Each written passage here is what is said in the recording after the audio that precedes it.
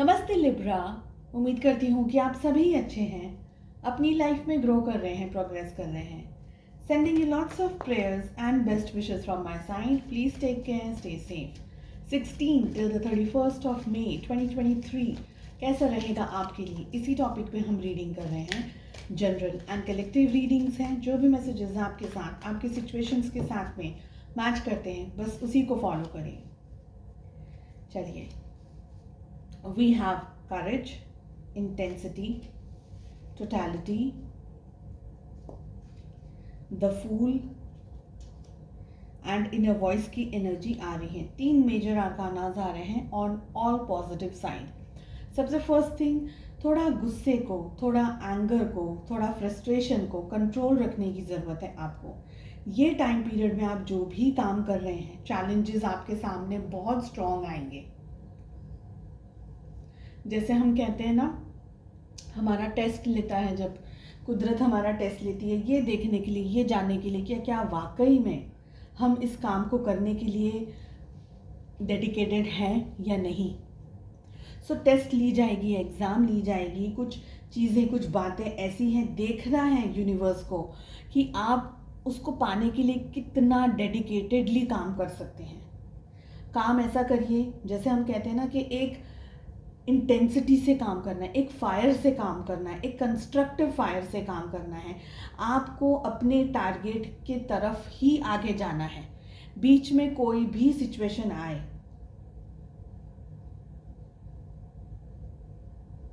वो जो सिचुएशन आपके सामने आएगी, फर्स्ट थिंग चैलेंज करेगी आपको, आपको हराएगी, आपको एक तरीके से आपकी बार बार हार होगी, या आप बार बार उस चैलेंज के लिए फ्रस्ट्रेट होंगे। वो चैलेंज के सामने आकर के आप फ्रस्ट्रेट होते जाएंगे, पर ये है आपका टेस्ट। साथ ही जैसे हम कहते हैं ना कि एक एरो है जो निकल गया है, एक तीर है जो कमान से निकल गया है, वो डायरेक्ट अपने टारगेट पे ही जाकर के गिरेगा। वो टारगेट को ही जाएगा, टारगेट को ही लगेगा। बस आपका भी काम ऐसा ही होना है।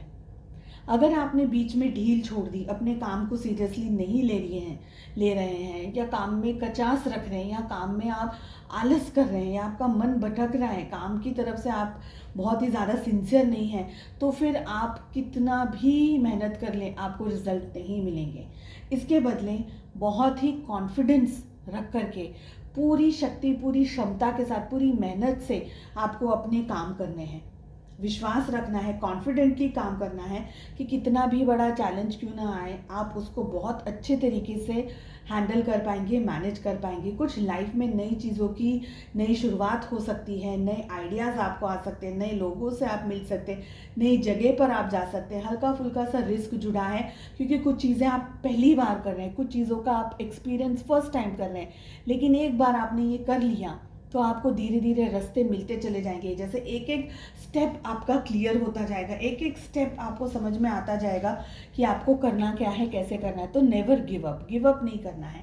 साथ ही अंदरूनी आपकी जो इनर वॉइस है, उसको आपको सुनने की ज़रूरत है। ईश्वर आपको क्या कह रहे हैं, आपका दिल आपको क्या कह रहा है, आपकी सोल आपको क्या गाइडेंस दे रही है, आपको कहाँ से क्या आइडियाज़ आ रहे हैं, वो सारी चीज़ें आपको एक नए लेवल पर लेकर के जाएंगी। सो नेगेटिविटी में या अंडर कॉन्फिडेंस रहने से अच्छा है कि आप ओपन रहें।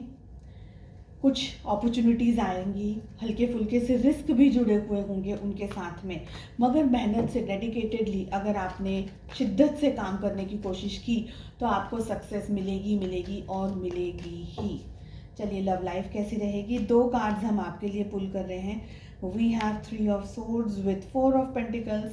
आपके पार्टनर की एनर्जी आ रही है the star with the emperor.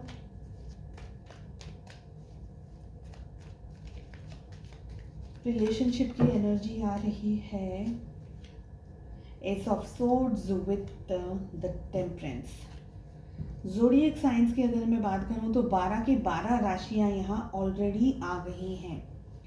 Gemini, Libra, Aquarius, मिथुन, तुला, कुंभ राशि की एनर्जी स्ट्रॉन्ग है।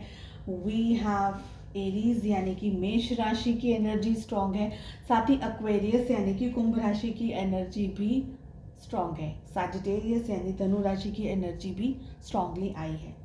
किसी तरीके का स्ट्रेस है आपको, किसी तरीके का परेशानी आप उठा रहे हैं इस एंटायर टाइम पीरियड में। अपने पार्टनर को बहुत ज़्यादा याद करें, लेकिन किसी तरीके से हार्ट ब्रोकन है, किसी रीज़न की वजह से आपका हार्ट ब्रेक हुआ है। मे बी आपके पार्टनर के कुछ ऐसे एक्शंस रहे, कुछ ऐसी बातें रही हैं, चीज़ों को हैंडल न कर पाने की उनकी हैबिट कह लीजिए या उनकी क्षमता कह लीजिए, कि वो आपके लेवल की तरीके से, आपके लेवल के तरीके से चीज़ों को हैंडल नहीं कर पा रहे, संभाल नहीं पा रहे, जिसकी वजह से आपको पेन मिल रहा है, सफरिंग मिल रही है, आपको गुस्सा आ रहा है, आपको इरिटेशन आ रहा है। आई ऑल्सो फील कि आप थोड़ा सा डिस्टेंस में चले जाएंगे, आप थोड़ा सा दूर हो जाएंगे। भले ही आप अपने पार्टनर को याद कर रहे हैं, उनका नाम ले रहे हैं या मे बी उनके बारे में बहुत ज़्यादा सोच रहे हैं, बट फिर भी आपका दिल दुखी है, आप उनको इतना आराम से माफ़ नहीं कर पाएंगे। हो सकता है कि आप दोनों के बीच में डिस्टेंस आ रहा हो, आपके पार्टनर आपको चेज कर रहे हो या आपकी तरफ एक्शंस लेने की कोशिश कर रहे हो या आपसे बात करने की कोशिश कर रहे हैं, पर शायद अभी आप उनकी बातों में, उनके एक्शंस में और उनकी तरफ इंटरेस्टेड नहीं है। मुझे ये भी लग रहा है कि आप दोनों के रिलेशनशिप में कोई एक पर्सन, जो आपके पार्टनर की एनर्जी ज़्यादा हो सकती है, एक पर्सन इस रिश्ते को अब अपने तरीके से शुरुआत करने की कोशिश कर रहा है, समझाने की कोशिश कर रहा है, मैनेज करने की कोशिश कर रहा है कि कैसे भी करके आप या इस रिश्ते को कंफर्ट लेवल में लेकर के आ जाएं या चीज़ों को बैलेंस कर लें, चीज़ों को अंडरस्टैंड कर लें। आप दोनों के बीच में आई हुई हैं जो दूरियां, उसमें आप दोनों ही एक तरीके से चीज़ों को सुलझा दें। ठीक है, आपके पार्टनर थोड़ा ज़्यादा एफर्ट्स लगा सकते हैं यहाँ पर, ये मुझे लग रहा है, पर उनके एफर्ट्स में एक तरीके से है ना, आपको उनका ईगो दिखेगा, उनका अहम दिखेगा, उनकी ज़िद दिखेगी। भले वो आपको याद कर रहे हैं या मिस कर रहे हैं या बहुत ही अट्रैक्टेड हैं आपके लिए, पर उनकी कुछ हरकतें ऐसी होंगी, उनकी कुछ बातें ऐसी होंगी, उनका कुछ कहना इस तरीके का होगा, शायद डायरेक्टली कहे या इनडायरेक्टली, जिसकी वजह से आपको इरिटेशन हो सकता है, जिसकी वजह से आपको उनके ऊपर गुस्सा आ सकता है। आपको ऐसा लगेगा कि ये ऐसा क्यों कर रहे हैं, ऐसा करने का कारण क्या है। आप दोनों के बीच में अगर आप लोग टॉकिंग टर्म्स में हैं तो थोड़ी बहुत झड़प हो सकती है, मिसअंडरस्टैंडिंग हो सकती है, या प्रॉबेबली कुछ कह दें, कुछ अलग समझें, कुछ अलग समझ रहे हैं, कुछ और कह रहे हैं। ऐसे जैसे कहते हैं ना कि बात कुछ नहीं है पर बात बिगड़ गई है, ऐसी एनर्जी आ रही है मुझे। हो सकता है कि आप या आपके पार्टनर दोनों में से इस रिश्ते को थोड़ा सा अपनी तरीके से बैलेंस करने की कोशिश करें, स्टेबल करने की कोशिश करें। शायद एक पर्सन कर रहा है लेकिन दूसरा पर्सन इंटरेस्टेड ना हो, ये भी हो सकता है। I allow people to witness their behaviour so I can help them move beyond it.